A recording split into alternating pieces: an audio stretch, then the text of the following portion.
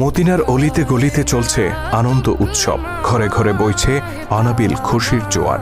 বাচ্চাদের জন্য প্রস্তুত করা হচ্ছে নতুন নতুন জামা কাপড়। চারিদিকে এত আনন্দ, এত হই হুল্লোড়ের একটাই কারণ, দুদিন বাদে পালিত হতে যাচ্ছে মুসলিমদের সবচেয়ে বড় ধর্মীয় অনুষ্ঠান ঈদ। মদিনার ঘরে ঘরে যখন ঈদের খুশি, তখন হযরত ওমর রাদিয়াল্লাহু তাআলা আনহুর ঘরে দেখা গেল বিষণ্ণতা। তার ঘরে না ছিল বাড়তি কোনো উৎসব আয়োজন, না ছিল নতুন জামা তৈরির হিড়িক। অথচ ওমর রাদিয়াল্লাহু তাআলা আনহু তখন মুসলিম জাহানের খলিফা, অর্ধ দুনিয়ার শাসক তিনি।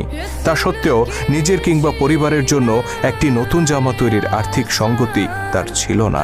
এই যখন অবস্থা, তখন খলিফা ওমর রাদিয়াল্লাহু তাআলা আনহুর স্ত্রী উম্মে কুলসুম রাদিয়াল্লাহু তাআলা আনহা তাকে বললেন, আমাদের জন্য নতুন কাপড় না হলেও চলবে, কিন্তু ছোট্ট বাচ্চাটি নতুন কাপড়ের জন্য কান্না করছে, অন্তত তার জন্য একটি নতুন জামার ব্যবস্থা করুন। খলিফা নিজের অসহায়ত্ব প্রকাশ করে বললেন, তুমি জানো আমার নতুন কাপড় কেনার সামর্থ্য নেই, বাইতুল মাল থেকে যতটুকু ভাতা নেই তা দিয়ে কোনো রকম সংসার চলে।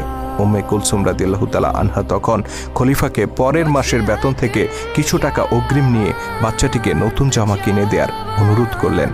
স্ত্রীর অনুরোধে খলিফা ওমর রাদিয়াল্লাহু তাআলা আনহু চিঠি লিখলেন রাসূল সাল্লাল্লাহু আলাইহি সাল্লামের আরেক প্রিয় সাহাবী আবু ওবাইদা রাদিয়াল্লাহু তাআলা আনহুর কাছে। আবু ওবাইদা তখন রাষ্ট্রীয় কোষাগার বাইতুল মালের দেখাশোনা করতেন। চিঠিতে খলিফা 1 মাসের অগ্রিম ভাতা চেয়ে অনুরোধ করলেন আবু ওবাইদা রাদিয়াল্লাহু তাআলা আনহুকে।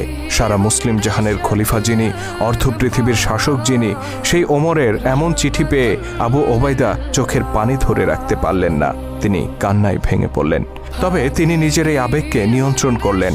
চিঠি বাহকের হাতে অগ্রিম বেতন না দিয়ে তিনি বরং আরেকটি চিঠি ধরিয়ে দিলেন। সেই চিঠি যখন হাতে পৌঁছল, খলিফা ওমর রাদিয়াল্লাহু তাআলা আনহু তা পড়তে শুরু করলেন। আমিরুল মুমিনিন, অগ্রিম বেতন বরাদ্দের জন্য 2টি বিষয়ে আপনাকে ফয়সালা দিতে হবে। প্রথমত, আগামী মাস পর্যন্ত আপনি বেঁচে থাকবেন কিনা। দ্বিতীয়ত, বেঁচে থাকলেও আপনি খলিফার দায়িত্বে বহাল থাকবেন কিনা। হযরত আবু ওবাইদা রাদিয়াল্লাহু তাআলা আনহুর এই চিঠি পাঠ করে হযরত ওমর রাদিয়াল্লাহু তাআলা আনহু অঝরে কাঁদতে শুরু করলেন। তিনি উপলব্ধি করলেন তিনি একা নন, বরং এই উম্মাহকে ন্যায়ের শাসন উপহার দেওয়ার জন্য আবু ওবাইদার মতো বহু বিশ্বস্ত সাহাবী আজও বেঁচে আছেন। ইনি সেই আবু ওবাইদা যার সম্পর্কে স্বয়ং আল্লাহর নবী বলেছিলেন, প্রত্যেক জাতির একজন বিশ্বস্ত অভিভাবক আছেন, আমার উম্মতের বিশ্বস্ত অভিভাবক হচ্ছে আবু ওবাইদা ইবনুল জাররাহ। চিঠি পড়ে খলিফা ওমর রাদিয়াল্লাহু তাআলা আনহু 2 হাত তুলে আবু ওবাইদার জন্য দোয়া করে বললেন, ইয়া আল্লাহ, আবু ওবাইদার উপর রহম করুন, তার হায়াত দীর্ঘায়িত করুন। অতঃপর তিনি নিজের সন্তানের কাছে গিয়ে বললেন, আমি মুসলিমদের খলিফা, এ কথা সত্য, কিন্তু আমি তো রাষ্ট্রীয় সম্পদের মালিক নই, সকল সম্পদের মালিক সাধারণ মানুষ। শিশুটি পিতার আর্থিক অসচ্ছলতাকে মেনে নিল আর নতুন জামা পাওয়ার ইচ্ছা পরিহার করল।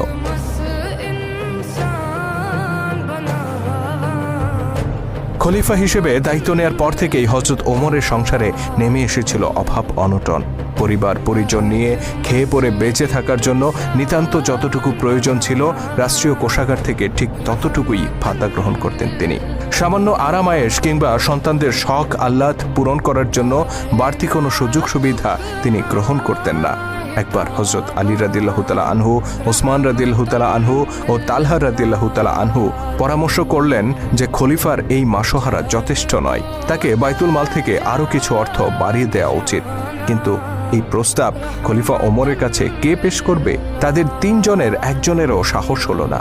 অবশেষে ওমর রাদিয়াল্লাহু তাআলা আনহুর কন্যা ও রাসূল সাল্লাল্লাহু আলাইহি সাল্লামের স্ত্রী হাফসা রাদিয়াল্লাহু তাআলা আনহার কাছে গিয়ে তারা তাকে এই প্রস্তাব উত্থাপনের অনুরোধ করেন।